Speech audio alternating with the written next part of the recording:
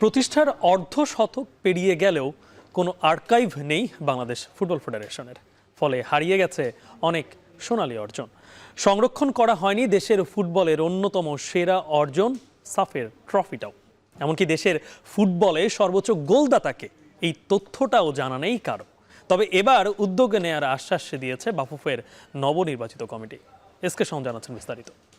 এবং দেশি বিদেশি মিলে আমি 17টা গোল করেছি আন্তর্জাতিকভাবে, অর্থাৎ ন্যাশন টু ন্যাশন। সেই ক্ষেত্রে আমি 17গুলো হাইস্ট স্কোরার। আমি বাংলাদেশের জার্সি গায়ে দিয়ে ন্যাশনাল টিমের হয়ে আমি 24টা গোল করেছি বাংলাদেশের হয়ে। চুন্নু আসলামরা যখন ফুটবল মাঠ দাপিয়ে বেড়াতেন তখন সোশ্যাল মিডিয়া ছিল কল্পনাতীত। তবু লাল সবুজের বাংলায় ফুটবলের জনপ্রিয়তা ছিল আকাশচুম্বী।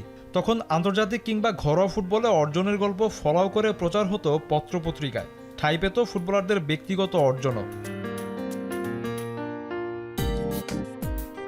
অথচ ফুটবলের এসব অর্জনের স্মারক সংরক্ষণ করেনি বাফুফে।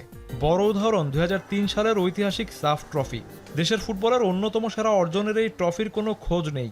শুধু তাই নয়, প্রতিষ্ঠার 52 বছর হলেও দেশের ফুটবলের সোনালী স্মৃতি সংরক্ষণ করতে কোনো আর্কাইভ স্থাপন করেনি বাফুফে।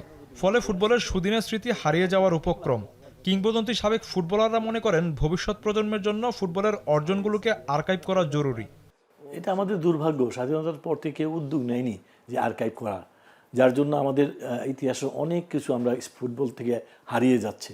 সেক্ষেত্রে এখনও সময় আছে, যদি যারা নতুন আসছে তাদেরকে আমি অনুরোধ করব যে আর্কাইভকে তৈরি করার জন্য। বিগত দিনের লোকজন এখনও আছে, তাদের কাছ থেকে অনেক তথ্য পাওয়া যাবে, অনেক বিষয় জানা যাবে।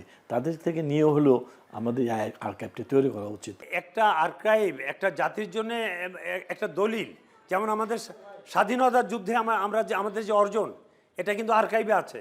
এটা আপনার বিভিন্ন জায়গায় এটা প্রদর্শিত হয়।